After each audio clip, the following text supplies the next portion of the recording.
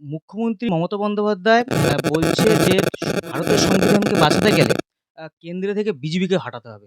বলবে? না, ভারতবর্ষের সংবিধান আমাদের মাননীয় মুখ্যমন্ত্রী নিজেই মানেন না।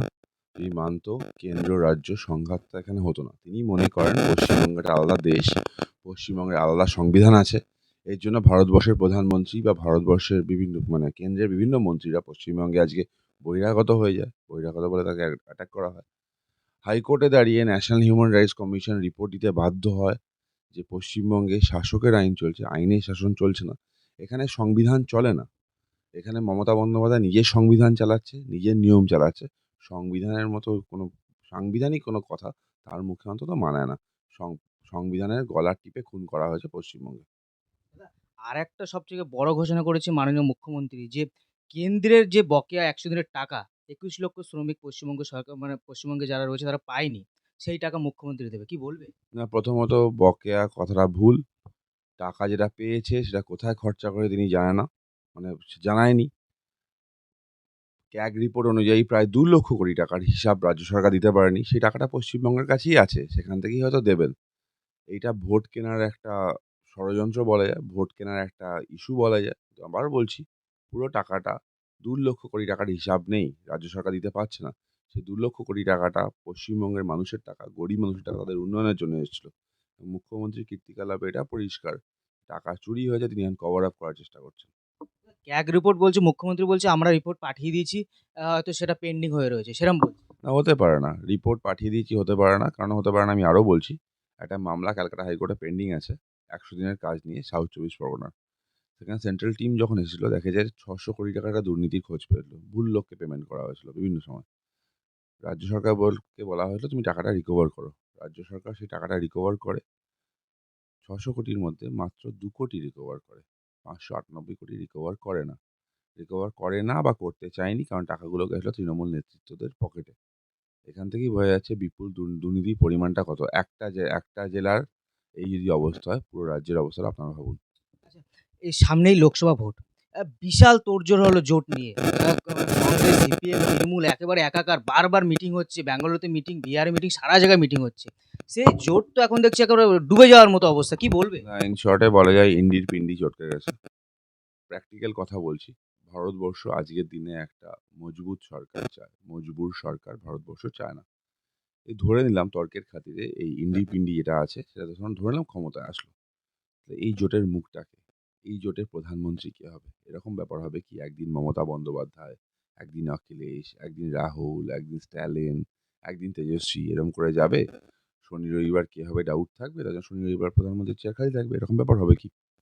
সেকেন্ড, যাদের নাম আসে, যারা এই ইন্ডির পিন্ডিতে ছিল, তার সে প্রত্যেক কটা দুর্নীতির সাথে যুক্ত। তো এরা দেশের কথা ভাববে না নিজের দুর্নীতি ঢাকার চেষ্টা করবে? দেশ যাবে রসাতলে। সুতরাং ভারতবর্ষের মানুষ মনস্থির করে নিয়েছে যে এই জোট তো না, ঘোটকে তারা চায় না। এই ঘোটের চেষ্টা একবারও হয়েছিল। ব্যাপারটা হয়ে গেছে কিরকম হয়েছে, ছেলেদের ক্ষেত্রে বিয়ের লিগ্যাল এজ হচ্ছে ২১ বছর। ১ বছর বয়সী ২১ টা বাচ্চা বলছে আমার ২১ বছর বয়স হয়ে গেছে, আমাদের বিয়ে দিয়ে দাও। সেটা সম্ভব না। ভারতবর্ষের মানুষ এই ভুলটা করবে না। এটা এবার যেটা আমাদের স্লোগান, আব কি বার ৪০০ পার। তো ওটাই হবে। এবার Lok Sabha election record breaking election হবে এবং এই কংগ্রেসের নাম নিশানা থাকবে না। দাদা, মুখ্যমন্ত্রী অভিযোগ করেছে যে বিজেপি সরকার, কেন্দ্রের বিজেপি সরকার ইডি, সিবিআইকে তারা আ আ দলীয়ভাবে কাজে লাগাচ্ছে যাতে অন্যান্য রাজনৈতিক দলকে কিভাবে দাবিয়ে রাখা যায়, কিভাবে বিজেপি আবার ক্ষমতায় আসবে সেই বিষয়ে কিন্তু মুখ্যমন্ত্রী বারবার সোচ্চার। না, না, এই অভিযোগ নিয়ে মমতা বন্দ্যোপাধ্যায়ের দলেরই একজন চোর সাংসদ, ঘুষখোর সাংসদ, ২ টাকার সাংসদ, মহুয়া মৈত্র, এক্স সাংসদ সুপ্রিম কোর্টে গিয়েছিলেন। বলা হয়েছিল ইডি, সিবিআইকে রাজনৈতিকভাবে ব্যবহার করা হয়েছে। সুপ্রিম কোর্ট সেই মামলা ডিসমিস করে। কোনো প্রমাণ ছাড়া তোমরা এসছো, ১ম। সেকেন্ড, কোনটা মিথ্যে কথা? পার্থবাবুর কাছ থেকে টাকা পাওয়া যায়নি। পার্থবাবুর গার্লফ্রেন্ডের বাড়ির খাটের তলা থেকে প্রায় ৬০ কোটি টাকা উদ্ধার হয়নি। অনুব্রতর ১৫০ কোটির ওপর সম্পত্তি পাওয়া যায়নি। দেহরক্ষীর কয়েকশো কোটি টাকার সম্পত্তি পাওয়া যায়নি। আ আমাদের বাদবাকি তৃণমূল নেতা যেগুলো নেতা মন্ত্রীগুলো অ্যারেস্ট হলো, তাদের সম্পত্তি পাওয়া যায়নি। সম্পত্তি পাওয়া গেছে। আপনার দর্শকরা যারা আছে বা সাধারণ মানুষ, তাদের বাড়িতে ইডি, সিবিআই ঢুকছে না। তাদের বাড়িতে ইডি, সিবিআই যাচ্ছে না। দুর্নীতি করা বন্ধ করে দিক, ইডি, সিবিআই আসবে না। আর পশ্চিমবঙ্গের বুকে যে কটা সিবিআই তদন্ত চলছে, একটাও বিজেপি করতে বলেনি। প্রত্যেকটা হচ্ছে কোর্টের নির্দেশে। কোর্টে নিতে তদন্ত চলছে, প্রত্যেক কিছু সামনে আসছে। মুখ্যমন্ত্রী ভয় পাচ্ছেন কেন? চুরি করা ছেড়ে দিক, চুরি করা ছেড়ে মানে ভয় থাকবে না। চোরদের পুলিশকে ভয় হয়, সেটাই স্বাভাবিক। একদম শেষ প্রশ্ন। শাহজাহান শেখ যাকে ইডি ধরতে গিয়ে সাধারণত ইডির উপর হামলা হলো একটা পশ্চিমবঙ্গে প্রায় একটা মানে কি মানে ইডির উপর হামলা এরকম মানে দেখা যায়নি পশ্চিমবঙ্গে। সেটা হলো।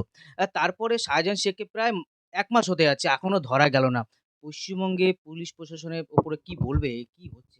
শাহজাহানকে ধরা যায়নি আর ধরা হয়নি, দুটো আলাদা কথা। জাহান শাহজাহান একটা পাস্ট হিস্ট্রি আপনাদের মনে করে দিই। ২০১৯ সাল আমাদের ৩ জন মানে কার্যকর্তাকে গুলি করে মারা হলো। একজনকে গুলি করা হলো তার পরিবারের সামনে, তার চোখে গুলি করে দেওয়া হয়েছিল। একটা ভয়ের পরিবেশ সৃষ্টি করেছে। ৮ টা গুলি করেছিল। কে করেছিল? তার নাম শাহজাহান। শাহজাহানের পুরো এই ইস্যুটা ছিল, বাড়ির লোক অভিযোগ করেছিল শাহজাহান গুলি করেছে বলে।